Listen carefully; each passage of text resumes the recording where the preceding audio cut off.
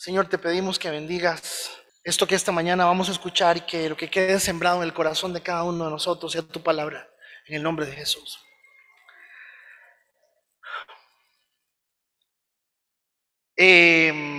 Hace 15 días iniciamos el capítulo 5 del libro de Santiago. Venimos estudiando Santiago verso a verso. Esta es la semana 31 desde el momento en que empezamos a estudiar Santiago.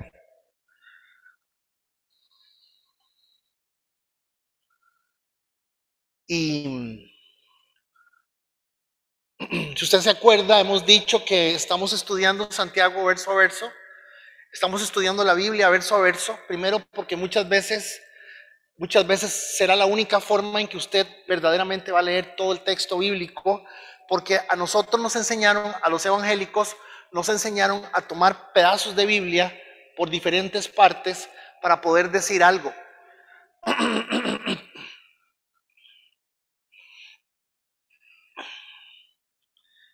La forma en que a usted y a mí nos enseñaron a leer la Biblia fue de forma sistemática. La metodología sistemática, la lectura de la Biblia consiste en coger todos los versículos que hablan sobre voy a decir algo ahí, sobre la segunda venida del Señor, y entonces versículos del Antiguo Testamento, del Nuevo Testamento. Eso se llama estudio sistemático de la Biblia.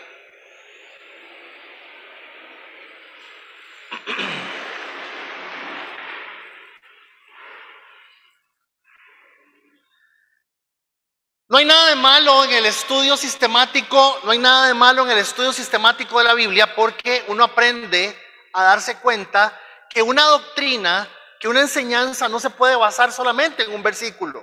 Por ejemplo, la palabra Trinidad no aparece en la Biblia. No dije Trinidad, dije Trinidad, porque siempre digo Trinidad. La palabra Trinidad no aparece en la Biblia. No aparece en ninguna parte la palabra Trinidad, pero hay cualquier cantidad de versículos que de forma sistemática los vamos a encontrar que nos enseñan que Padre, Hijo, Espíritu Santo son un solo Dios en tres personas. No tres manifestaciones, tres personas. Los de la luz del mundo creen en las tres manifestaciones. La luz del mundo es una iglesia que está en México, que usted está oyendo algunas noticias de ellos. Entonces, en esta lectura, verso a verso del libro de Santiago, en esta lectura que hemos estado tratando de hacer durante este tiempo, hemos ido haciendo una exposición del texto bíblico de manera tal de que podamos extraer las enseñanzas que cada texto viene en el orden en que fue dado. Para que usted me explique, hay cosas importantes que usted no, para darme a entender. Por ejemplo, en el primer siglo, no todo el mundo tenía esto. Entonces, vean, por ejemplo, voy a coger aquí esta carta. Esto es Romanos. La carta que se escribe a los cristianos que estaban en Roma fue la carta que ellos tenían, y es muy probable que fue tal vez lo único que ellos tuvieron. No es cierto. A Roma llegó la carta de Corintios y a Roma llegó la carta de Efesios, pero no llegó otra carta. ¿Sí me estoy comunicando?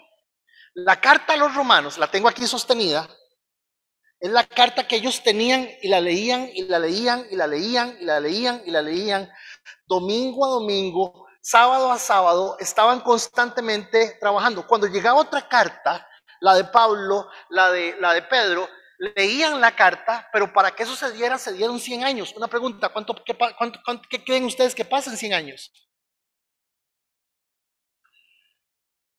Imagínense lo que es después de 7 años de estar trabajando solamente la carta que Pablo escribió a los romanos, que apareciera la carta de Pablo a los corintios. Ese día había fiesta en la iglesia. ¿Sí me estoy comunicando? Entonces, ¿qué es lo importante de poder ver la Biblia verso a verso? Bueno, que cada texto, cada libro tiene un mensaje. Tiene un mensaje principal, y ese mensaje principal tenemos que por lo menos conocerlo y entenderlo. Hermanos, Santiago está hablando en un momento de su vida donde está grande ya. La carta de Santiago es una carta que se escribe antes de la demolición totalmente. Jerusalén es destruida en el año 70. Tito Flavio Vespasiano entra, mete un chancho al lugar santísimo. Él no fue el hijo de él, pero mete un chancho al lugar santísimo. Hace una abominación pavorosa. Los romanos matan a los judíos, 1 millón de judíos mueren, Jerusalén queda devastada. Jesús en Mateo 24 les dice, esto es lo que va a pasar en 40 años. Algunos hacen caso, otros no. Santiago escribe años antes de esto. Santiago está grande, pero cuando ustedes leen el libro de Santiago y llegan al capítulo 5, en el capítulo 5, la tónica del capítulo 5 es la paciencia.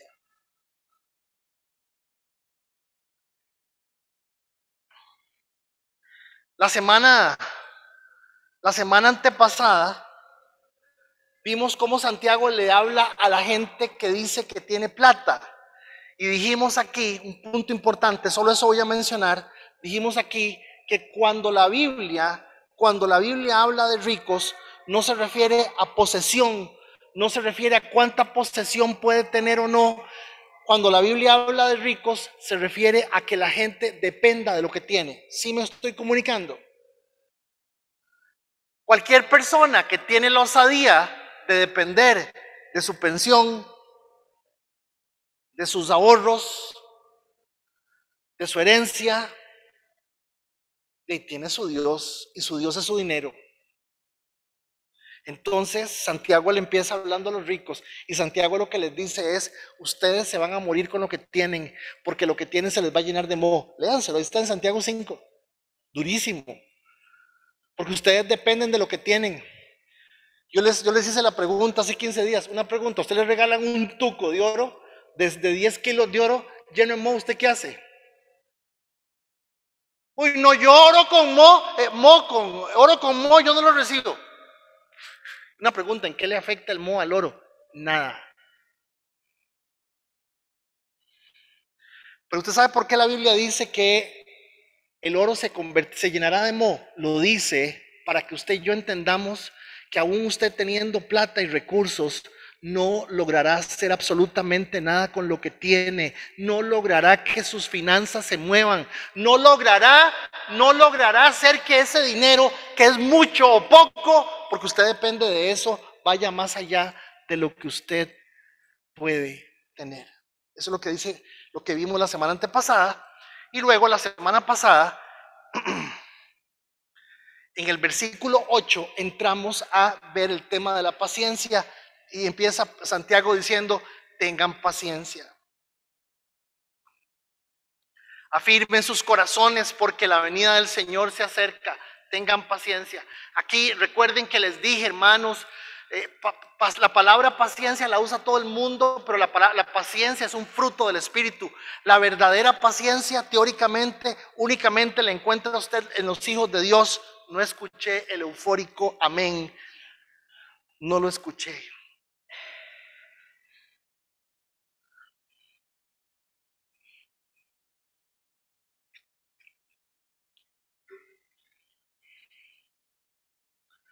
Tener paciencia es un fruto del Espíritu Santo.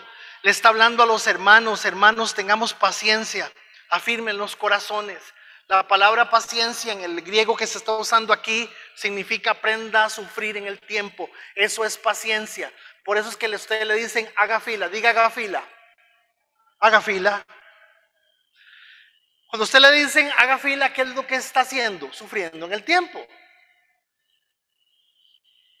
Más con hacer fila en Costa Rica es lo más divertido del mundo. Usted se encuentra medio mundo hablando las cosas más impresionantes. Las filas en este país están llenas de filosofía urbana de una manera fuera de otro planeta. Los mejores chismes se encuentran en la fila. En fin, sufra con tiempo. Eso es lo que está diciendo Santiago. Pasamos al 9, hermanos, no se quejen. Deje de estarse quejando. La queja tiene dos vertientes, una legítima y otra ilegítima. Por ninguna de las dos se queje. Muchas veces cuando yo le he dicho, cuando yo le he dicho a don Manuel, mire don Manuel, no me deje eso ahí, Manuel lo sigue dejando, yo tengo una queja genuina, legítima, pero dice Santiago, no se estén quejando uno con el otro, no se estén quejando el uno con el otro para que no seamos condenados. La queja produce condenación, la queja produce amargura, la queja produce que usted sea una persona que simplemente siempre está viendo lo malo en las cosas. Sí, esa pantalla se ve muy rara, tiene un coso ahí como que hace uno así, como que se le ve, como que no se le ve. Hay gente que vino la semana pasada a decirme, ahí tiene como un bombillo quemado y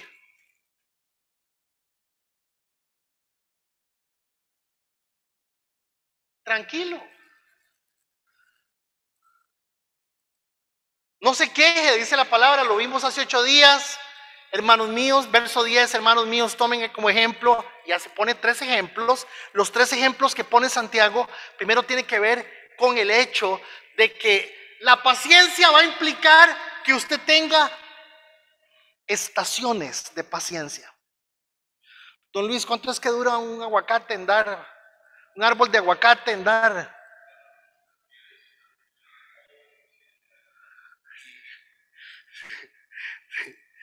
¿Usted sabe lo que es que un palo de aguacate? ¿Usted sabe lo que es que un palo de aguacate dure 7 años para dar fruto?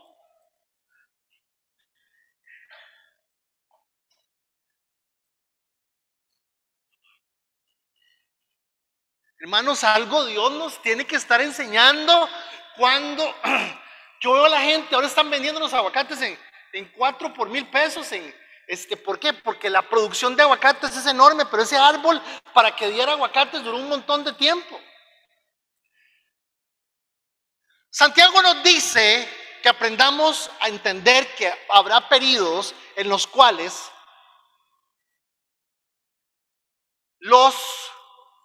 la paciencia tenemos que verla a partir de la forma en que los agricultores esperan el fruto de las cosas. Luego utiliza un segundo ejemplo que es porque vi que me volé. Sí. El segundo ejemplo que dice es el ejemplo de los profetas. ¿Y de qué está hablando? Y por ejemplo, para darles a ustedes un ejemplo, ¿verdad? Hay un profeta que predicó 42 años. ¿Usted sabe qué predicaba este profeta? Salvación, arrepentimiento. ¿Usted sabe cuánta gente se le convirtió? Nadie.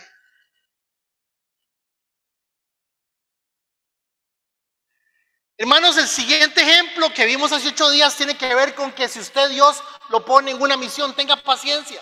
Las cosas no van a aparecer de la noche a la mañana. Hoy en muchas comunidades religiosas le venden usted un evangelio barato, lleno de luces, lleno de un montón de cosas, una música perfecta que por cierto, a veces ni siquiera es música de Dios, es música que solo lo que le falta nada más es la misma sensualidad que tiene la música del mundo, que lo que hablan es de mí mismo. No confunda adoración con antropomorfismo. El antropomorfismo es cuando le damos a Dios características humanas.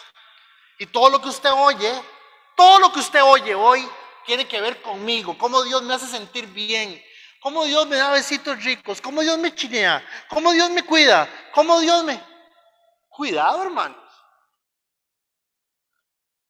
Eso lo vimos la semana pasada. Rápidamente resumimos, Dios no nos libra del sufrimiento completamente porque muchas veces es más genuino un cristiano sufriendo que cantando. Y esa es la razón por la cual Dios no nos libra del sufrimiento. Es mentira que cuando usted viene a buscar a Dios, las cosas se le van a arreglar y su vida va a ser un camino de rosas. Es falso. Las rosas tienen espinas.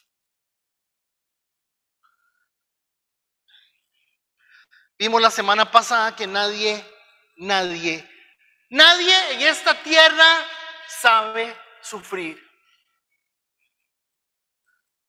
Tenemos que aprender a sufrir. Se sufre dependiendo la edad, se sufre dependiendo la situación. Nadie sabe cómo se enfrenta un divorcio, nadie sabe cómo se enfrenta la pérdida de un hijo. Job perdió 4, 5, 4. Me quedé pensando cuántos eran.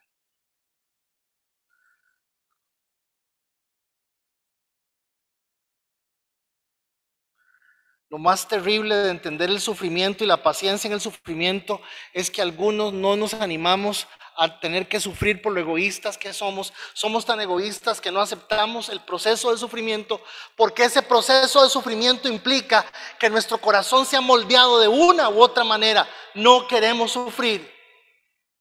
Yo tampoco, hermanos. Pero algunas cosas que usted va a tener que pasar en la vida no se quitan con acetaminofén, no se quitan, no se quitan, hay que llorar. Y adivinen que en algunos casos hay que hincarse y decirle: Señor, perdóname, si es posible pasa de mí esto, pero tengo que hacerle frente.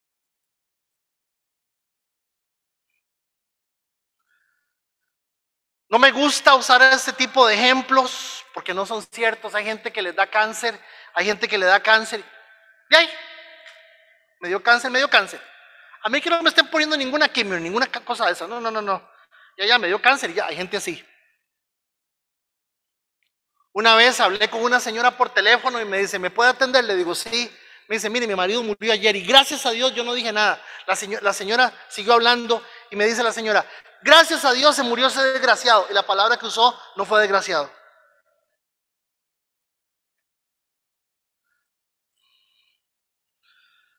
Nadie nace sabiendo sufrir, nadie nace sabiendo sufrir, nadie.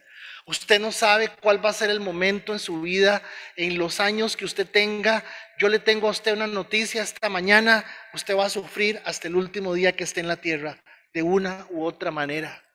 Por eso es que usted y yo necesitamos a Dios, no tanto para que a usted no le duela mucho el asunto, sino para que podamos aprender de lo que estamos sufriendo. ¿Me pueden decir amén, por favor? No hay peor cosa que desperdiciar el sufrimiento, no hay peor cosa que desperdiciar el dolor, no hay peor cosa que pasar por un momento terrible en la vida de uno y no aprovecharlo y no darse cuenta que es Dios de alguna forma procesando un corazón de una persona completamente. Ayer hablé con alguien que amo con mi corazón entero y le digo: ¿cómo estás? Me dice: divorciado, me divorcié hace 4 meses. Yo: ¿qué? ¿Y por qué te divorciaste? Porque esa vieja es una loca y yo soy un repugnante. Y lo dijo tal y como es. Hermanos, algunos vamos a sufrir por las cosas más estúpidas del mundo y nos vamos a echar a morir por las cosas más tontas y estúpidas del mundo. Y otros debiendo sufrir por algo que genuinamente implica un sufrimiento, ni pelota. Eso sí, póngale una película en Netflix para que vea. ¿Y qué le pasa? No estoy diciendo que toda persona que sufre tiene que llorar, no estoy diciendo eso, pero sí estoy diciéndole, hermanos, que algunos somos insensibles ya. Y eso es peligroso. Sufrir no es sinónimo de mala suerte o maldición, algunas veces más bien es evidencia de oportunidad. Ok. Dijimos la semana pasada: el sufrimiento es necesario, hay formas de sufrir, depende del impacto y hay que aprender a sufrir. Fin del repaso. Y viene Santiago y hace la cosa más extraña del mundo, extraña. Y entra el verso 11 y en el verso 11 hace una referencia a Job. Dice: nosotros tenemos por bienaventurados a los que sufren. Han oído de la paciencia de Job y han visto el fin que le dio el Señor, porque el Señor es muy misericordioso y compasivo. Entonces le dice a la gente, este es el tercer ejemplo, pone el ejemplo de Job y le dice: gente, pongan atención a Job, noten que don Job sufrió mucho y finalmente terminó mejor de lo que estaba. Job terminó mejor de lo que estaba. Eso es básicamente lo que dice. Pone 3 ejemplos: el ejemplo del agricultor, el ejemplo de los profetas y el ejemplo de Job. Como les dije hace un rato, el mensaje de Job es: usted y yo tenemos que aprender a adorar a Dios. Si usted y yo aprendiéramos a adorar a Dios, nuestra vida sería otra cosa. Y nosotros no sabemos adorar a Dios. Sabemos cantar. Y si la canción nos gusta, la cantamos con ganas. ¿Me dicen amén? La adoración forma el alma. La adoración construye que usted se parezca a quien usted adora. La adoración es la oportunidad que Dios le da para que usted pueda humillarse. La adoración es una oportunidad que Dios nos da a cada uno de nosotros. Cuesta mucho. Algunos somos buenísimos, yo, para pedir y pedir y pedir y pedir, y cuídame al chiquito que le vaya bien, Señor, que el Willa no le pase nada, y que la otra y que el Willa, que el chiquito que hay allá. Adorar a Dios es otra cosa. Adorar a Dios tiene que ver con otro poco de cosas, con cantar, con adorar, con dar, con servir, con sentarse a ver su palabra. Eso es adoración. Entonces viene Job y como está hablando, viene Santiago, y Santiago sabe que la gente bajo presión hace cosas salidas de tema. Entra el versículo 12 y en el versículo 12 parece que se fue y se desvió Santiago de lo que está diciendo. Dice versículo 12, sobre todo, hermanos míos, no juren, ni por el cielo, ni por la tierra, ni por ningún otro juramento. Santiago es el hermano mayor de Jesús. Hello. Santiago es el hermano mayor de Jesús. Esto es un mensaje de Jesús. Es una copia técnicamente literal de lo que Jesús dijo. Cuando ustedes juren, no juren ni por el cielo, ni por la tierra, ni por ningún otro juramento, sino que cuando ustedes hablen, no afirmen nada, no digan nada, nada más digan sí, sí, no, no, sea sí, sí, sea sí, y vuestro no sea no, para que no caigamos en condenación. El efecto de la condenación, producto de que nosotros hagamos un juramento, está en función del hecho de que inmediatamente vamos a ser sujetos de juicio, inmediatamente.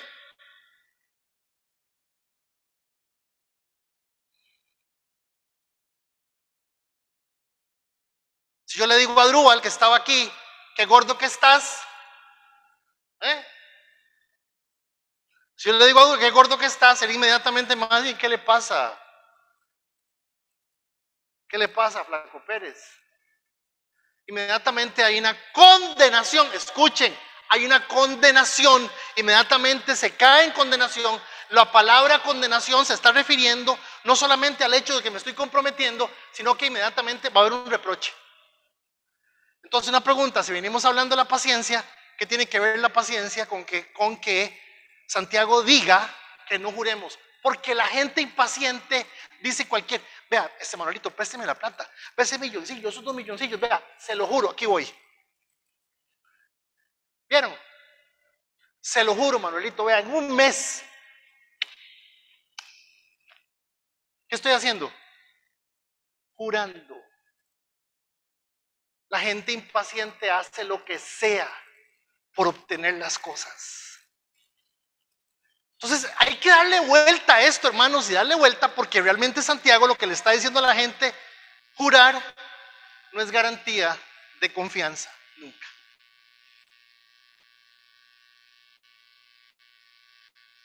Y la gente ya no haya por qué jurar.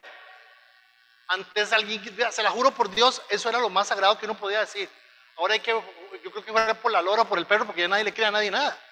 Entonces, por mi santa madre, que está muerta, que mi mamacita, mire, mi toque. Perdón, ya la gente no sabe ni por qué jurar, no se puede. ¿Qué tiene valor para nosotros? Nada. Ahora, jurar no solamente está muy recriminado en la Biblia, porque en el primer siglo, en la cultura que se estaba desarrollando, la influencia romana, la influencia de Grecia, habían 2 formas de hacer negocios. Una forma era por medio de la gente que simplemente hacía el negocio, y otra gente que ponía a Dios como garante del negocio que estaba haciendo. Y cuando alguien decía, le juro por Dios que le voy a pagar, eso tenía voz y voto. Entonces Santiago lo que nos está diciendo es, jurar no es garantía de confianza, pero es una garantía moral.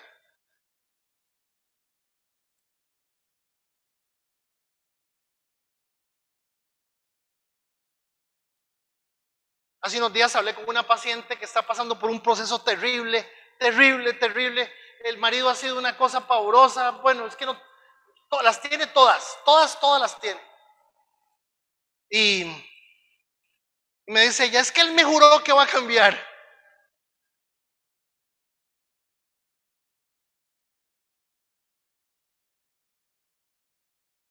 Y entonces, lógicamente, cuando una persona le dice a uno en ese tono de voz, porque me cambió el tono de voz, me cambia el tono de voz y me dice, él me juró a mí que me va a cambiar, yo le dije inmediatamente, el problema no es él, el problema es lo que usted le ha querido creer todos estos años.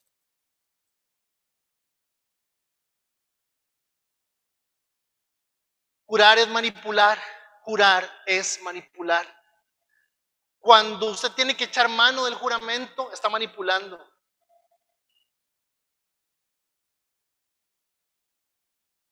O cuando usted está oyendo a una persona que le está jurando, lo está manipulando. 3. Dice la Biblia, quien jura, habla de más. Estamos viendo solamente esos 2 versículos, que son el final de... Yo estoy convencido de que definitivamente los números y los capítulos en la Biblia hay que tenerles cierta reserva. Porque lo que la idea general del texto en la carta, usted no le escribe un mensaje de texto y pone 1, querida Flori Fuentes, te escribo para decirte 2, voy a llegar a comer hoy en la tarde. 3, ¿me entienden? O sea, un solo mensaje. Y a veces la forma en quien hizo la separación de los textos, a veces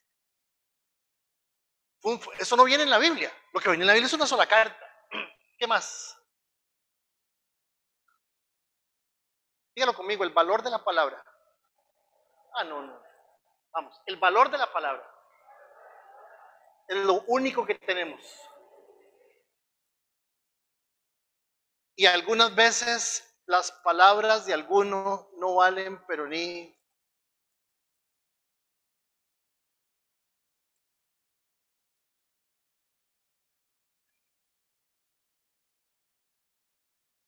Yo no soy muy bueno con esto, hermano.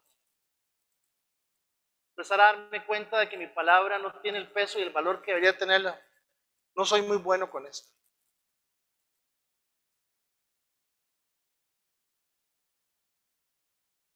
El valor de la palabra es lo único que tenemos y determina el honor de todo el mundo. Y aquí es la parte donde yo tengo que decirle, Esteban, si usted dice que va a pagar, pague. Si usted dice que va a devolver, devuelva. Por cierto, esto me está tocando tanto que tengo como 40 Tupperwares en la casa, entonces para que sepan que...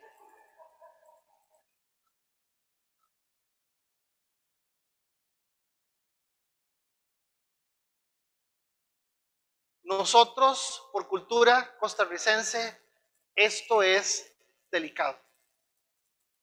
No somos confiables. No lo somos. Más voy a decir. El siguiente texto de Santiago inicia hablando de la oración. ¿Por qué? Porque le dice a la gente que está teniendo, que no tiene paciencia, ¿qué les dice? Tengan paciencia, no se comprometan. Y claro, el problema son los números. Porque inmediatamente entra diciéndole a la gente, usted se lo está comiendo la angustia, la ansiedad, el problema, ore. Que eso lo vamos a ver, si Dios lo permite, de hoy en 8. Cierre sus ojos y se lo voy a dejar con el texto, porque ese es el texto que vimos hoy.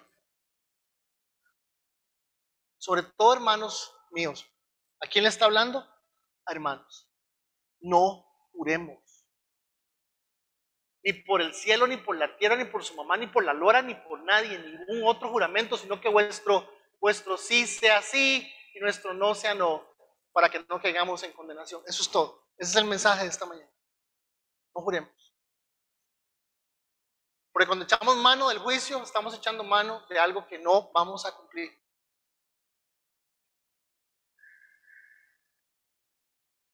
La razón por la cual a usted en un banco le piden un fiador es porque usted no le creen que va a pagar. ¿Me estoy dando a entender? Cuando usted en un banco le dicen y que va a dar de garantía, lo que le están diciendo es, usted a mí no me va a pagar. Sí, yo le prometo que yo le pago. Usted me puede decir a mí lo que le dé la gana, usted no va a pagar. Señor, te doy gracias en esta mañana. Pido tu bendición para este grupo de personas, Señor, bendícelos, Padre Santo, en el nombre de Jesús.